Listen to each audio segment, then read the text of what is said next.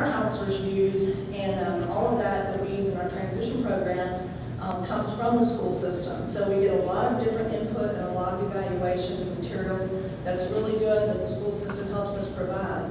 It's not our purpose to go in and start all over with every student that comes to us. The school systems provide us a lot of good information that we can use. We can assess that information. From that, determine if we need additional information for that student. But these are some of the types of assessments that we get from the school system that we use. As we talked already, the ACT, Plan, Explore, those give us some predictions on how a person's success might be who wants to go on to college and at what level they're functioning at. West test results. We use a lot of psychological, other types of educational reports that come from the school system. We're also using work cues, using what results that the school system is providing, or assisting our students who are going on getting those assessments after school if they haven't had them.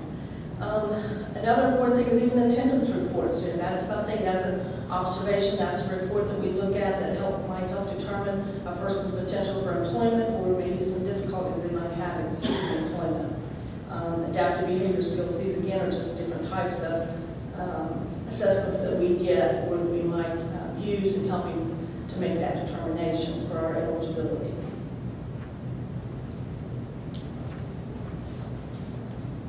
And I guess I get to bring up the rear. With our current practices in transition, I tried to think about what each of us had discussed in preparing for this. And the one piece of information that I think is really important to know about West Virginia is because we are small, we have easy access to each other. We work interdepartmentally and intra-departmentally too. So it's nothing to call someone and say, will you do some teleconferences with me? Or what do you think about this? And currently we have a fairly large intra-departmental or interdepartmental group who is really looking at graduation and dropout. And I've been involved with the National Dropout Prevention Center for Students with Disabilities, so was assigned to participate in that committee. And one of the items that is moved to the top of the list has been that early warning system. And when Beth was speaking, there were some rosters that ACT provides. They're early intervention rosters that can be really helpful with identifying some possible students who might be at risk. So that, that was one thing that made me think about how we really overlap with our jobs.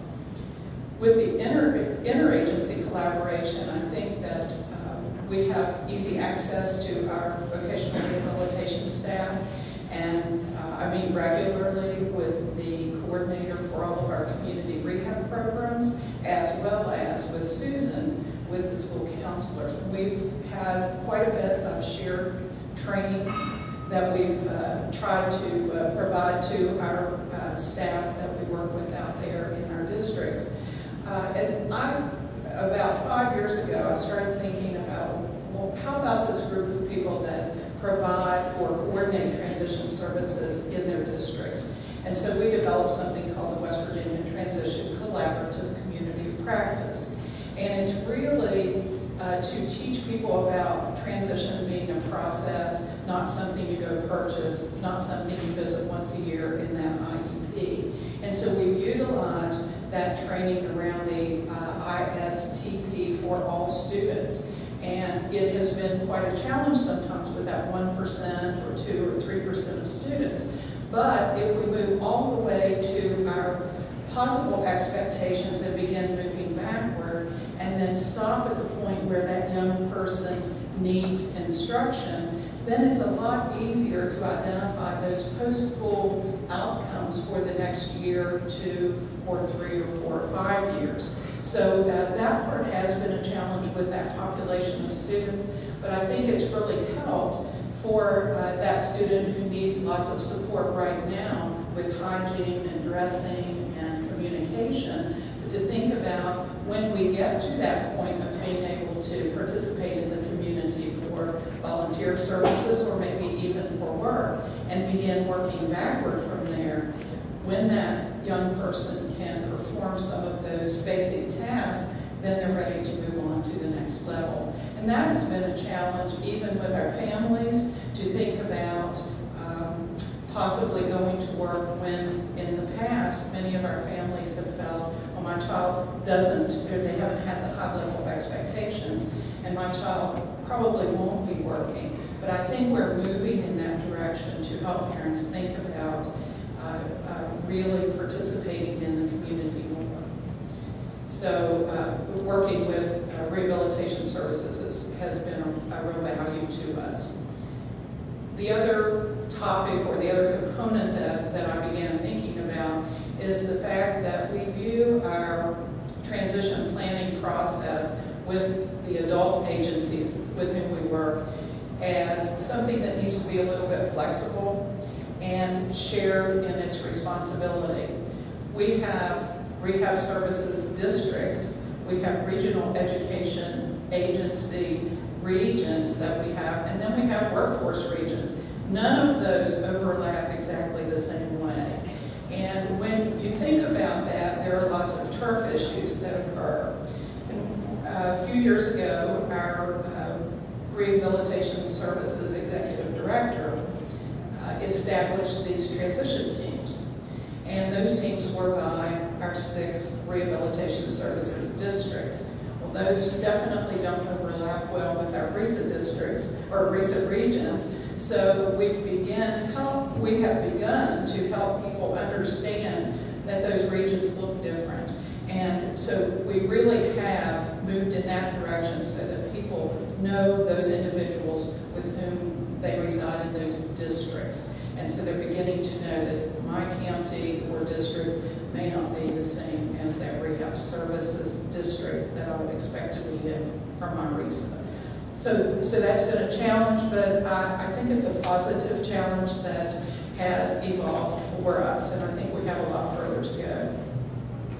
We have a West Virginia Measures of Academic Progress guidelines document that is fairly extensive, as I assume many states do, with some guidance about making decisions about assessments. And it helps IEP teams walk through the process if they truly use it. But I think if they don't use it, we see lots of guessing, and that's what we've had over a period of time. And oftentimes, those IEP teams at an early age don't realize the impact that's going to have at a later time. And I'll show you something, a little flow chart I developed a few years ago to help families and to help teachers think about that process as they are developing IEPs. We've tried to raise the level of expertise with our special educators, primarily, who work at the middle school and high school level with utilizing ACT assessment results, with utilizing the teacher part of the ACT website. And it was a really difficult challenge to at least say, start with the Explore results, discuss those Explore results, and make some plans, because those Explore results give you information regarding IEP goals, IEP objectives sometimes, but then that is the first opportunity for that career awareness and career interest to be raised. And at that time, you can have those discussions, and that even provides an opportunity for a student with a disability to present that part at their IEP meeting, if you work at it. But it does take some time. And I think training or providing professional development for our special educators and expecting that to be used at an IEP meeting by asking that question every time is something that is slowly but surely taking effect in our state.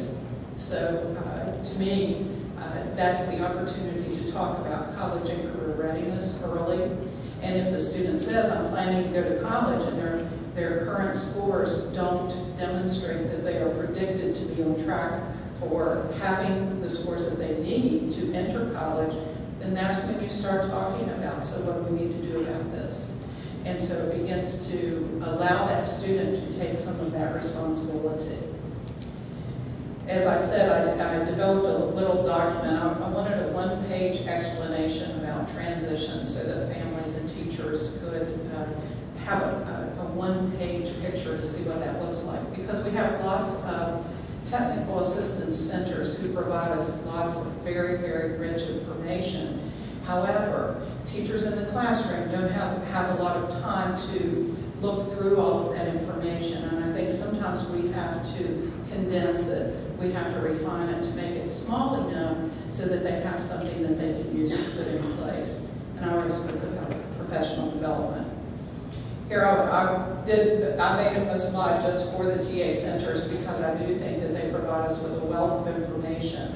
And one of the things that I did on the West Virginia Department of Education website, where we have information around transition, is I just developed links, pages of links regarding types of transition resources. One page might have to do with agencies. Another page might have to do with secondary transition resources that teachers might want to use. So I developed those lists so that the teachers would have easy access and would no longer have that excuse to say, well, I'm really not sure what is available out there.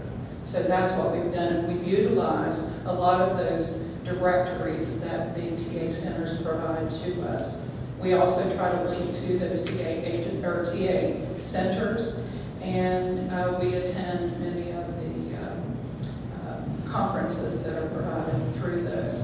This is what my one-page mapping transition services looks like. And the only reason I put it on here is I wanted you to see that every time I worked with transition, and transition has always been kind of a soapbox for me, to wrestle that term to the ground is really tough because transition encompasses so much. And so what I tried to do was think of a way that a parent of an elementary child could understand secondary transition when they're having that discussion about assessments at the elementary level. So what I did is I just made sections. I made a green section for elementary, a purple section for middle school, a kind of a blue turquoise section for high school, and then an orange section for adulthood. And that's basically all I did. And I put some little statements within each one of those summaries. And in the elementary section there, we just said that we felt that assessment decisions here relate directly to diploma decisions later. Because I don't know how many times you've had the experience of a family expecting their child to earn a standard diploma, and at the 8th grade IEP, because the student had been on the alternate assessment for such a long time period, the statement is made about earning a modified diploma. We have two types of diplomas in West Virginia, standard diploma and modified diploma. And the parent was surprised that that was the case because they had not worked toward those standards. And so here you have an opportunity to at least begin having that discussion. And as with all states, we try to create lots of things that help families understand things. This is just a piece, a screen capture of a document that is compiled from what NSTAC and what the National Collaborative on Workforce Development provided us around transition assessments. And I had schools who said, you know, that notebook's pretty large if you download that thing and look at all those assessments and try to make decisions about the types of assessments that we need to provide at the secondary level for transition planning. So what I did is I divided it into transition assessment groups, not exactly the same as how the NCWD separated theirs, but this is just an example. So we talked about interest assessments, that grouping of assessments. And so then we had a discussion, well, what are the types of assessments that might provide you information around interest on students? And so then we made that list. And then on the right-hand side are specific examples of transition assessments you might select because, as you know, we have that whole range of students with disabilities. Those students who will participate in the typical assessments everyone else does, and then those assessments that are very highly specialized and individualized, such as something that might be a situational assessment or a simulated assessment for a student. When I thought about opportunities that we might have based on this discussion over these 2 days, I was thinking about more programmatic and very specific guidance aimed at specific and individual student needs, because some students have very specialized needs and those multiple needs. So we are in the process of developing some of those documents. The other areas that I just made a quick list here, one was just to model for our local agencies the collaboration that we feel needs to occur between our adult agencies and the school system. And the next one I listed here was consistency for diverse student needs. I heard this morning a small amount of discussion regarding pockets of excellence that we have out there. I think that's a challenge that every state seems to have. We have areas that provide some parts of transition very, very well. And then you'll go, and then you look at the other parts of transition and that's not developed well. But then you'll go to a different district and you'll see the opposite occur. So what we're trying to do is develop a certain level of consistency by showing what we expect, what would be an excellent model in each of these areas for secondary transition. We have a rehabilitation services grant right now with a small community rehab provider that is actually, upon graduation, a student with a disability may elect to participate in some of our districts. And that's where that student works with, that former student works with someone from that district who contracts with the school system after graduation to begin some of that supportive work and that placement in job settings. We don't have to adjust to a new support person to work with that student, and that seems to be working really well. And we believe Rehabilitation Services at the national level is quite interested in our results there. And then we have our rehabilitation services teams, which I spoke about. I already spoke about the early intervention rosters that we have. And in the career technical education, one of our challenges has always been that group of students who might be participating in our alternate assessment in the past, but who we think should be able to participate in our statewide assessment.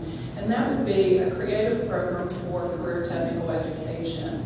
Right now, we're calling it an individualized work readiness certificate, and it is almost at the, we piloted it for a few years, and basically it's training young people for specific skill sets in those concentrations that Sherry and Tracy talked about, but it would result in a certificate that would provide the list of specific skills that the student had earned without having to be a concentration completer, but with specific skills within that concentration to enter the workforce in a support level position. We would expect that after a few years of working in that kind of a position, that young person would then be ready to go back to the training program and then earn their certificate for full certification in whatever that training area was that they had selected. Because we know that some students with disabilities, with a little practice, with a little repetition, learn the job better and then have that set of skills and they're ready to move on to the next. And then, of course, we talked about assessment and diploma decision making. And that seems to be something that needs a lot of guidance in our state. I don't know about you guys, but just making those decisions about diplomas is a real challenge. And several of us have been working on some decision making, like a decision making tree for them to be able to utilize in preparation for their IEP teams to make that decision. We also have some other opportunities. One is that our current alternate performance task assessment participation rate is 7%. So that's way higher. I thought I would put that out there for you because it is public information. And it's much higher than it needs to be. And we're just actually raising the awareness of our districts right now, because what tended to happen is that percentage went up when our new statewide test was enacted a few years ago. So when that went up, we started getting a little bit excited at our level and said, we need to know what's going on. So we were aiming for that 1%. We were even going to be happier with 3%. So, and I don't think that districts at that time had a real understanding of, well, what happens when we're over that percentage? What happens with that group of students, their assessment data? And they began to realize what happens and that those students do count. So it was a little bit of a rude awakening for them. But I think that's really important for us to pay attention to for this group of students.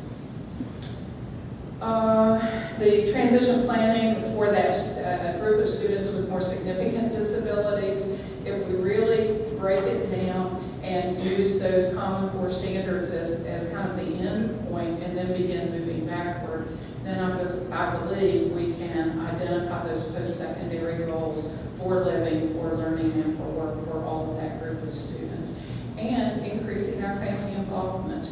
We have fairly positive family involvement as we're at the elementary level, and as probably you already have experienced, it drops off in middle school and in high school. We're trying to boost that again and provide families with a little more guidance around all of these decisions too. And the fact that employment is really that process. So if you get some training, you work a little, and then you go back for some training, and the expectation is for that.